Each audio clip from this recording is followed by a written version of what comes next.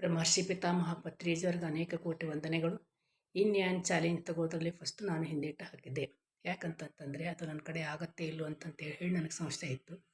ಆದರೆ ಆಮೇಲೆ ಇನ್ನೊಂದು ಸರಿ ಮನಸ್ಸು ಹಿಡಿತು, ಪಾರ್ಟಿಸಿಪೇಷನ್ ಈಸ್ ಇಂಪಾರ್ಟೆಂಟ್, ಅದರ ಅದು ವಹಿಸು ಅಂತಂತ ಹೇಳಿ ಹಾಗೆ ಮಾಡ್ತಾ ಮಾಡ್ತಾ ನನಗೆಲ್ಲ ಈಸಿ ಆಕ್ಕೋತ ಹೋಯ್ತು ರೀ. ಫಸ್ಟ್ ಮೆಡಿಟೇಷನ್ ಮಾಡೋದರಲ್ಲಿ ನನಗೆ ನಾನು ಸಮಯ ಕೊಡಲಿಕ್ಕೆ ತುಂಬ ಅನುಕೂಲವಾಯಿತು. ಆಮೇಲೆ ಬುಕ್ಸ್ ರೀಡಿಂಗ್ದಲ್ಲಿ ಆಧ್ಯಾತ್ಮಿಕ ಪುಸ್ತಕಗಳನ್ನು ಓದಿ ಆ ಸಾಧು ಸಂತರ ಸಾಧನೆಗಳನ್ನು ಓದಿ ಮನಸ್ಸಿಗೆ ತುಂಬ ಖುಷಿಯಾಯಿತು. ಡಯಟ್ ಇದರಿಂದ ನನ್ನ ದೇಹದ ಆರೋಗ್ಯ ಸುಧಾರಿಸ್ತು. ಅಂದ್ರೂ ನಾವು ಮೊದಲಿಂದ ಬೆಳ್ಳುಳ್ಳಿ ಅದು ಆ ಥರ ಏನೂ ತಿನ್ನೋದೇ ಇಲ್ಲ.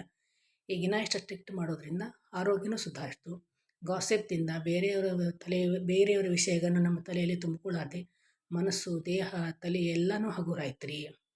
ಆಮೇಲೆ ವರ್ಕೌಟ್ದಿಂದ ದೇಹಕ್ಕೆ ಕನಿಷ್ಠ ಒಂದು ಅರ್ಧ ಗಂಟೆ 40 ನಿಮಿಷ ಈ ರೀತಿ ವ್ಯಾಯಾಮ ಮಾಡೋದರಿಂದ ದೇಹ ಇನ್ನೂ ಹೆಚ್ಚಿಗೆ ಆ್ಯಕ್ಟಿವ್ ಆಯಿತು.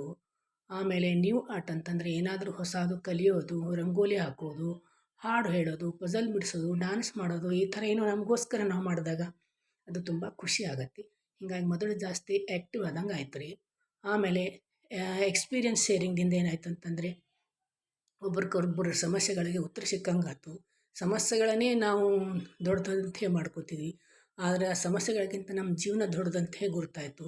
ಆಮೇಲೆ ನಮ್ಮ ಪ್ರಶ್ನೆಗಳಿಗೆ ಎಷ್ಟೋ ಉತ್ತರಗಳು ಎಕ್ಸ್ಪೀರಿಯನ್ಸ್ ಮಾಸ್ತರ್ದಿಂದ ಸಿಕ್ಕಂಗಾಯಿತು. ಸೆಲ್ಫ್ ಜರ್ನಲಿಸಮ್ ಇದರಿಂದ ಏನಾಯ್ತು ರೀ, ನಾವು ಇಡೀ ದಿವಸ ಏನು ಚಟುವಟಿಕೆ ಮಾಡ್ಕೋತೀವಿ ಅದರದ್ದೆಲ್ಲ ಮೆಲುಕು ಹಾಕಲಿಕ್ಕೆ, ಆಮೇಲೆ ಇಂಪಾರ್ಟೆಂಟ್ ಏನು ಪಾಯಿಂಟ್ಸ್ ಅವೆಲ್ಲ ತಲೆಯಲ್ಲಿ ಇಟ್ಕೊಳ್ಳಿಕ್ಕೆ ತುಂಬ ಹೆಲ್ಪ್ ಆಯಿತು. ಒಟ್ಟಿನಲ್ಲಿ ಇದು ಮನುಷ್ಯನನ್ನು ಒಂದು ಶಿಸ್ತಿನಿಂದ ಬದುಕಲು, ಸಮಯದ ಸದ್ವಿನಿಯೋಗ ಮಾಡಿಕೊಳ್ಳಲು, ಸರಿಯಾಗಿ ವಿಚಾರ ಮಾಡಲು ತಿಳಿಸುವ ಒಂದು ಚಾಲೆಂಜ್ ಅಂತ ಹೇಳಿಕ್ಕೆ ನಾನು ಇಷ್ಟಪಡ್ತೀನಿ.